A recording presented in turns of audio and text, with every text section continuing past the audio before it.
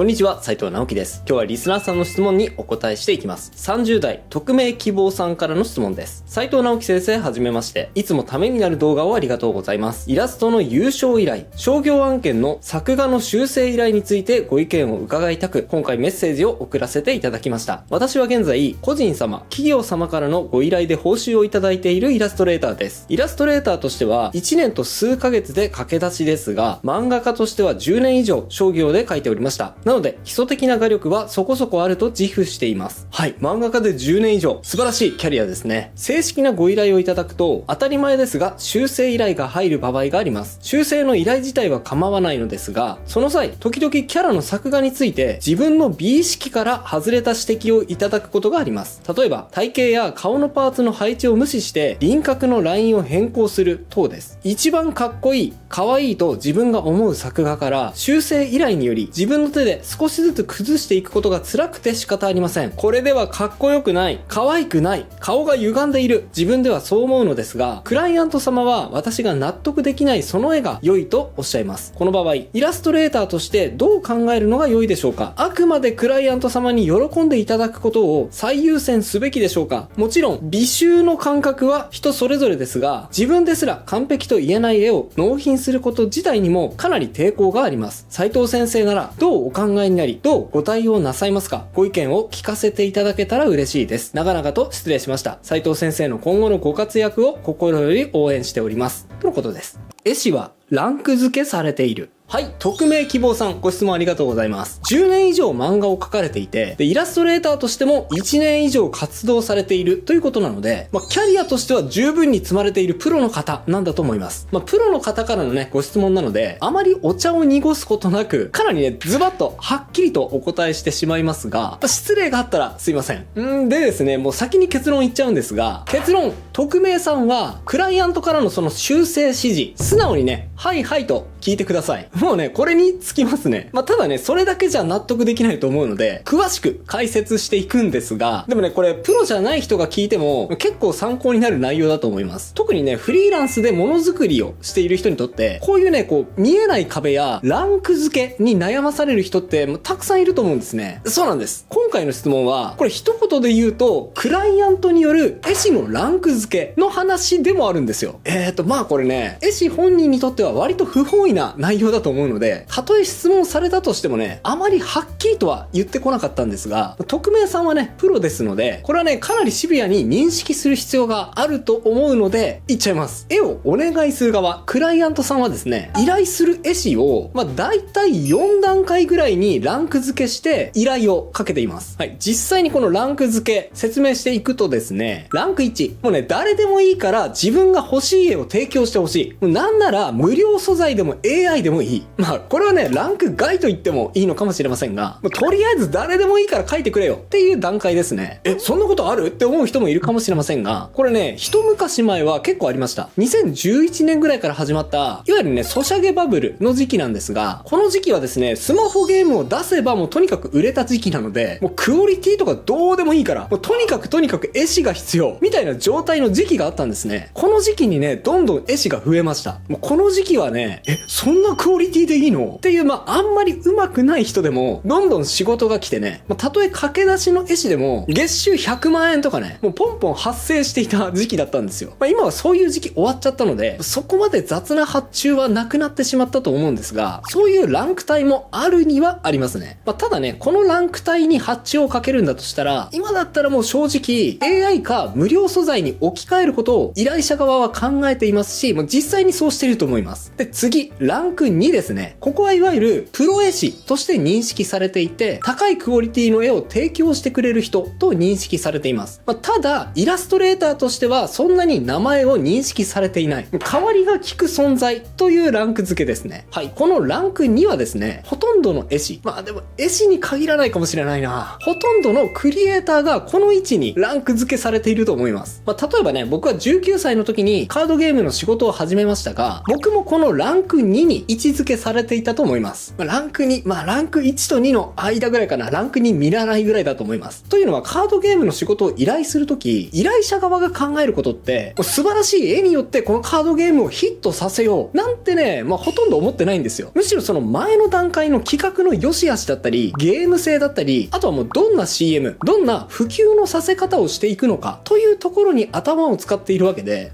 絵もね、どうでもいいっていうわけじゃないんですが、クオリティがね、ある程度高ければ、だいたい OK ぐらいに考えているんですよね。だから僕が19歳の時に招集された時も、そういう理由で、斉藤直樹誰だか知らないけど、ある程度絵うまいし、これだったら安定して絵量産してくれそうだなっていう理由で集められた、これね、言い方悪いですけど、10羽人からげ、もう絵師大勢いる中での交換可能なパーツくらいな位置づけでの起用だったと思うんですよ。でもね、別にそれが悪いって言っているわけじゃないんですよ。むしろほとんどの場合、そういう位置づけからスタートするしかないので、それが嫌だったら、イラストレーターなんてやっていけませんね。ただ単純にそういうランク帯があるっていうだけの話です。で、次のランク。ここはね、いわゆる神絵師というランク帯です。神絵師ってね、割と定義が曖昧だと思うんですが、僕の場合はこのランク3に位置している絵師さんを神絵師というふうに認識しています。ここはですね、クライアントさんが絵師のファンであることも多いと思います。もうこの人に任せとけば、高いクオリティのキャッチーな絵を仕上げてくれると最初から信頼されているような状態です。さっきの例でね、カードゲームとかではだいたいランク2の絵師を大量に集めてるよみたいな話をしたと思うんですが、カードゲームってね、レアリティがあるじゃないですか。コモン、アンコモン、レア、S レア、SS レアみたいな感じで、その S レア、SS レアあたりを毎回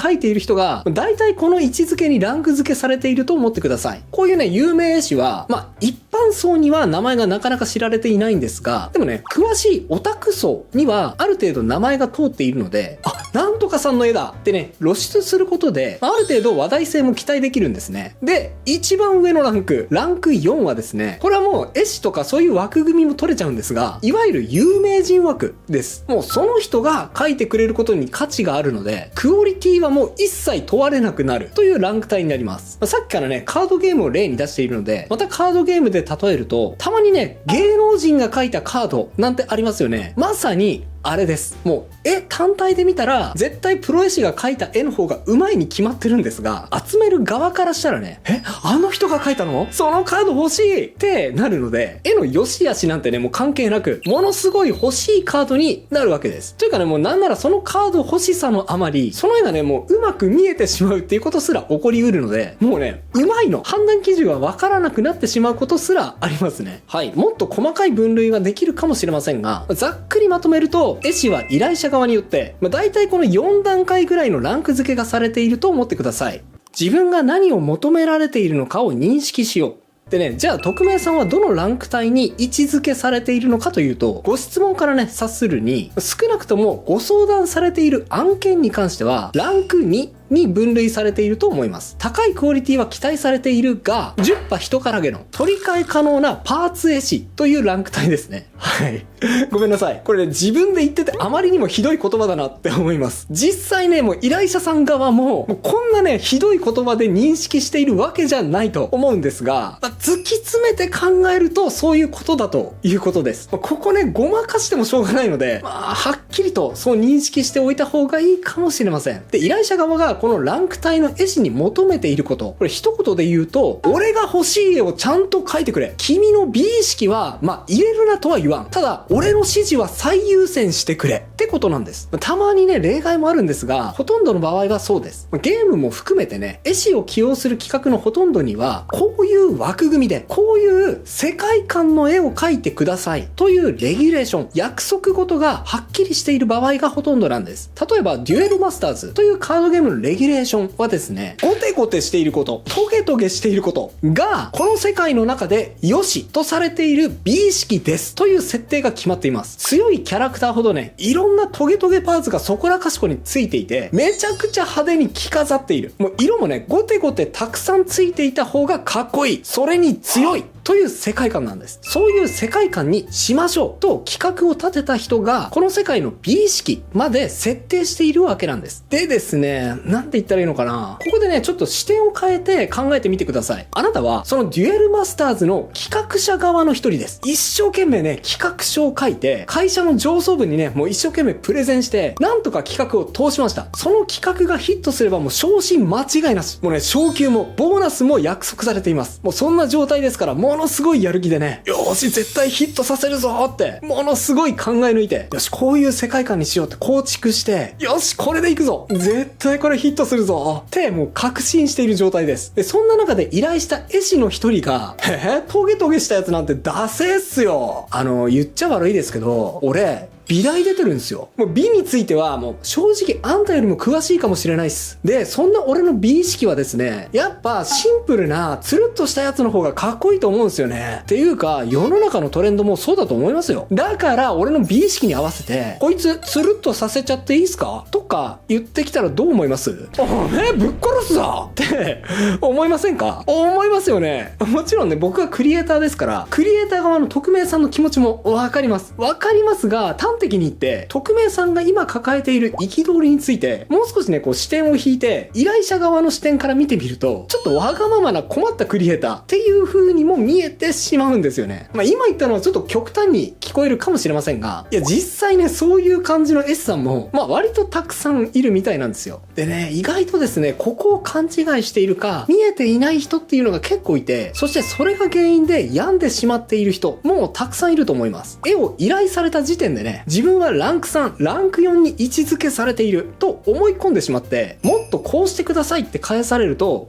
なんで？私はこれが完璧だと思っているのにって憤ってしまう。まあ、絵師からしたらね、それは不本意なのかもしれませんが、そもそも依頼者側はランク2の絵師に依頼しているわけなので、その人にね、作家性とか美意識とか、そもそもね、出してほしいと望んでいないんですね。ただね、こんなに僕みたいに、明けっ広げには絶対言ってくれません。なんならね、優しい依頼者さんほど、いやー、〇〇さんの絵ほんといいですよ。いや、僕ファンです。とかってね、まるでランク3の神絵師のように勘違いさせてくれるようなよいしょしてくれる人もいます。まあこれね、思いやりなので、皮肉なことなんですけど、そうやってよいしょされることによって、俺はランク3の神絵師なんだと強く自覚しちゃうんだけど、でも実際には、10羽人からげのランク2の扱いしか受けないっていう認識のズレによって、もうどんどんね、こう心が疲弊していっちゃうっていうことが、まあ起こり得ると思います。解決法はどこにある？では、今の匿名さんにとって不本意な状況をどう脱出すればいいのかというと、3パターンあると思います。解決法1は、もう匿名さんが10年続けた漫画を描くことです。匿名さんが望むように、もっと自分の美意識で勝負したいと思うのであれば、匿名さんにとってね、最も現実的な方法はですね、やっぱり漫画を描くことだと思いますね。10年間漫画を描き続けたということもありますし、下地は十分にできていると思います。何よりも漫画ってね、企画から商品になるまでの全工程を自分でやっちゃえるクリエイティブですので、クライアントさんからね、あれこれと言われるっていうことがまずありません。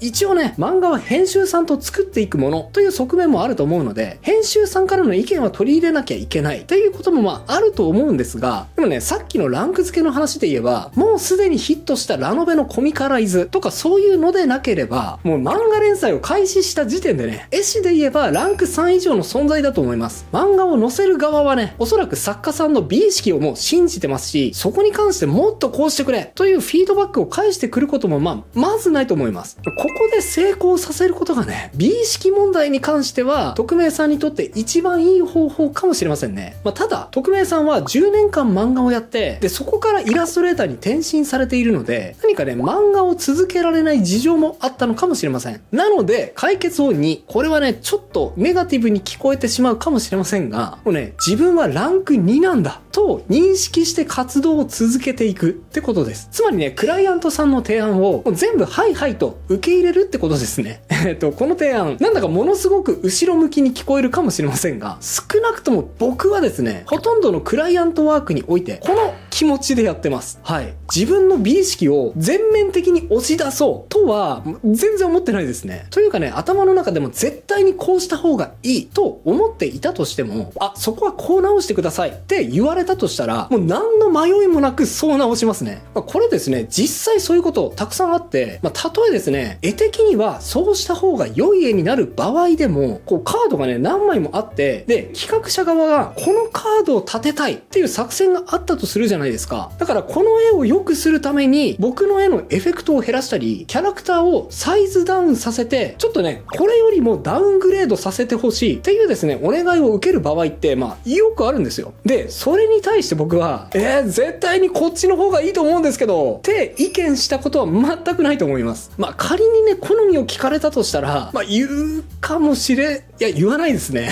はい。まず言いません。だって当然じゃないですか。依頼者側に絵を依頼されて、僕が満足させるべきなのは、どう考えても絵を依頼してくれたクライアントさんです。僕の美意識ではありません。クライアントさんは目的があって、僕に絵を依頼してくれているわけなので、その目的を達成させてあげることが僕にとってやるべきことだからです。仮にね、自分の美意識を満足させたかったとしたら、それは自分のオリジナル企画でそれをやります。そこはね、僕はもう完全に分けて考えてますね。これがパターン2の考え方です。で、解決法3。これはですね、結構長い道のりというか、狙ってそうなれるのか何の保証もないですが、匿名さんがランク3以上のいわゆる神絵師になるってことです。カードゲームをはじめとしてね、ソシャゲとかでも、まず最初に声をかけられる存在。この人を中心にこの企画を進めていこう。というね、もう看板絵師。コンシューマーゲームだったらね、メインのキャラクターデザインを任せられるし、原宿とか表参道とかで個展もやっちゃう。そういう立ち位置の絵師を目指すっていうパターンです。でも、目指しましょうって簡単に言われてもね、さっきも言ったようになろうと思って、パッとなれるわけではないと思うので、これはある程度運も必要かもしれませんね。でももしそうなれれば、今匿名さんが気にされているような美意識的な部分でクライアントさんに突っ込まれるということはもう少なくなると思います。ただですね、ものは考えようなんですが、この位置まで行くとですね、逆にフィードバックをもらえなくなるという悩みも発生するかもしれませんね。神絵師の匿名さんがクライアントさんに、ここってどうすればいいですか？なんか納得いかないんですけど、みたいな質問を投げかけたとしても、もうクライアントさんはね、匿名さんのファンですから、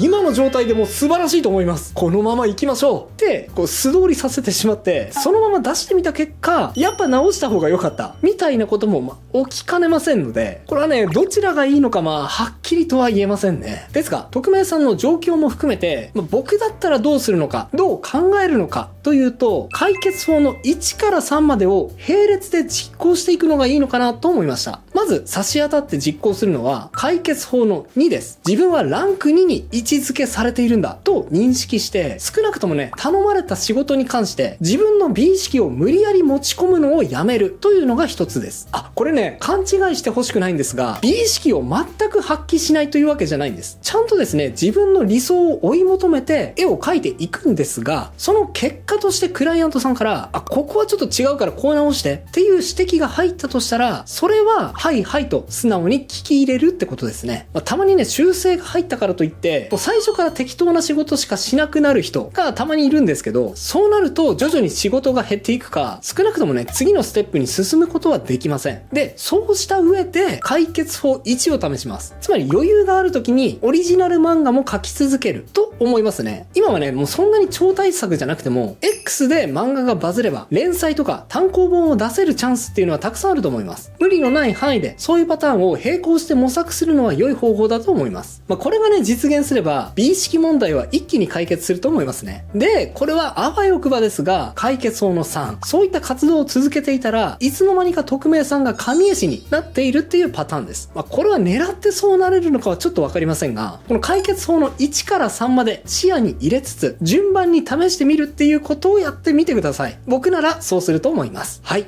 諦めないで応援しています。以上が今日僕が伝えたかったことです。いかがだったでしょうか？今日僕がお伝えしたのは、もうプロとして何年間も活動している人に対してだったのですが、プロじゃない人にとってもね、そういう悩みもあるんだなってね、興味深い内容だったのではないでしょうか。また、プロは目指していないんだけど、ちょっとね、絵でお小遣い稼ぎしたいなとか、趣味の範疇だけど自分でグッズを販売してみたいなとか、そういう人もいると思います。そんな時にはこちらの動画、あなたの絵がお金にブースオンデマンド販販売の紹介を見てください。こちらはね、案件の動画ではあるんですが、元で0円でグッズ販売ができちゃう、すごいサービスですので、取っかかりとしてはかなりお手軽で、おすすめなサービスです。興味があれば、こちらも合わせてチェックしてみてくださいね。それではまた次回の動画でお会いしましょう。バイバイ。